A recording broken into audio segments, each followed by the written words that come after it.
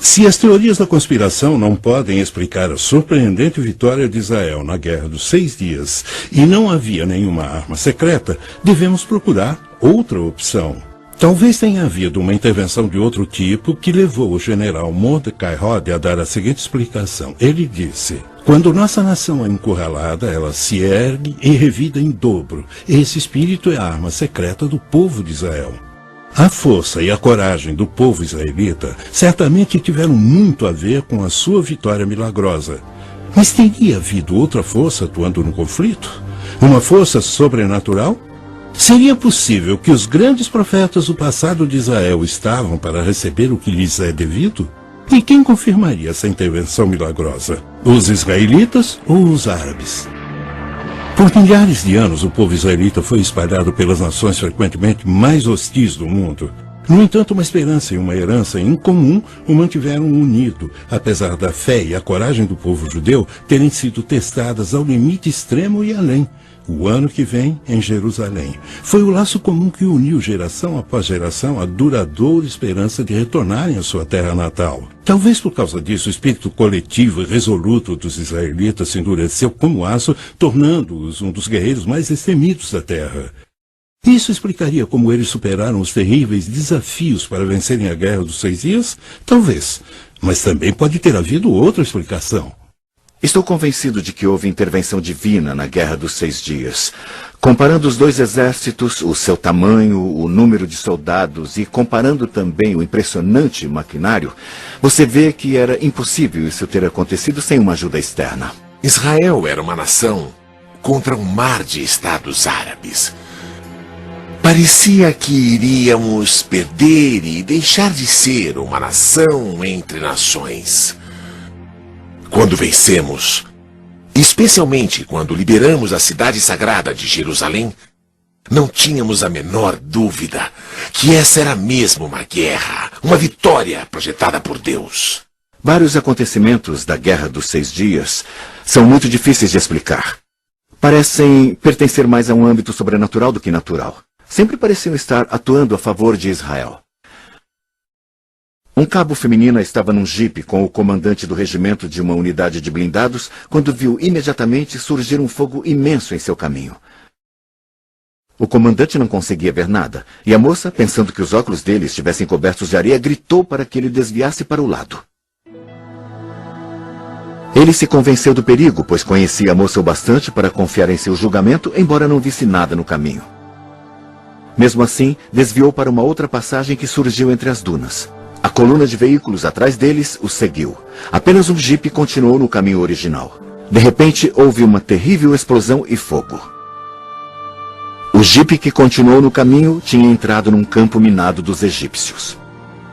Esse seria apenas um exemplo fortuito das areias do deserto pregando peças na visão de alguém? Ou o cabo de fato teve uma visão que a avisou do perigo à frente? O mais importante é por que essa guerra estava repleta de tantos exemplos e acontecimentos inexplicáveis que agiram em favor de Israel. O real milagre da Guerra dos 6 Dias foi que entre 31 de maio e 5 de junho de 1967, as condições favoráveis que quase garantiram uma vitória árabe derreteram como gelo sob o sol do meio-dia. E Israel subitamente emergiu vitoriosa. Para a surpresa de todos, acho que o poderio ocidental e todo mundo ficou totalmente chocado com a vitória após ter examinado o mecanismo da vitória de Israel. Descobriram que houve vários milagres.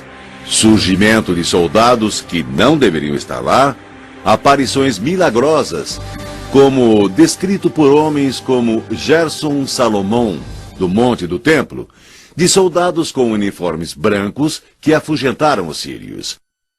Ele conta a história de como eles salvaram sua vida. E mais tarde, ninguém conseguiu explicar aqueles soldados com uniformes brancos. Israel é um milagre.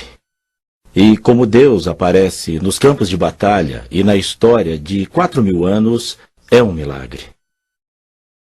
Na batalha que levou à Guerra dos 6 Dias, na fronteira de Israel com a Síria, fui muito ferido durante uma batalha longa e muito difícil. Um tanque me atropelou, então eu fiquei estirado no chão, quase morto. Eu só tinha minutos de vida. Centenas de soldados sírios vieram das montanhas e me cercaram. Nos meus últimos instantes de vida, pude ouvi-los carregando as armas para me matar. De repente, quando estavam prontos para atirar, deram as costas e voltaram rápido para as montanhas.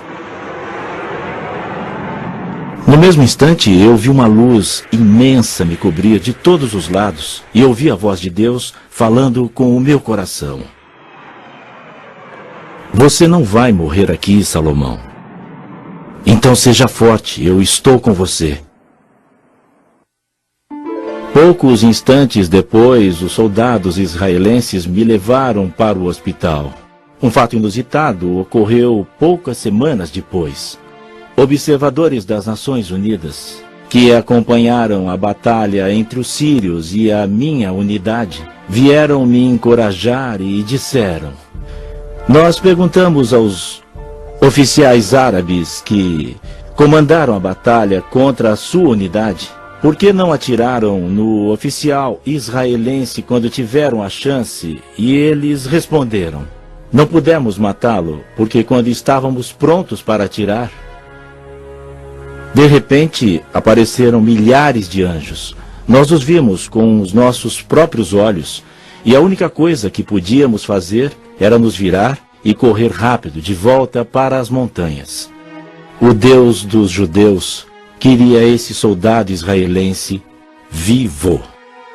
Outro grande milagre aconteceu no Sinai, quando um soldado israelense que tinha perdido a sua unidade e estava sozinho, de repente viu uma unidade militar de milhares de egípcios. Eram milhares de egípcios. Quando eles o viram, ergueram as mãos e, de mãos erguidas, andaram até ele, prontos para serem aprisionados. Ele ficou surpreso, não acreditava no que via, mas os levou como prisioneiros.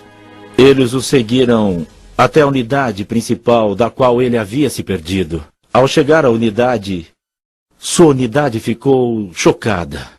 Eles não podiam acreditar. Um soldado israelense sozinho, levando atrás de si milhares de soldados egípcios de mãos erguidas, prontos para serem presos. Então eles levaram os soldados presos e depois interrogaram os oficiais egípcios. O que houve? Como se renderam a um soldado israelense? E eles responderam: ele não estava sozinho. Junto dele haviam milhares e milhares de anjos, com armas em suas mãos, prontos para atirar. E eles disseram: estamos prontos para lutar contra soldados israelenses, mas não estamos preparados para lutar contra os anjos de Deus. Comparando os dois exércitos, seu tamanho, o número de soldados e também comparando o seu maquinário, vê-se que jamais poderia ter acontecido sem uma ajuda externa.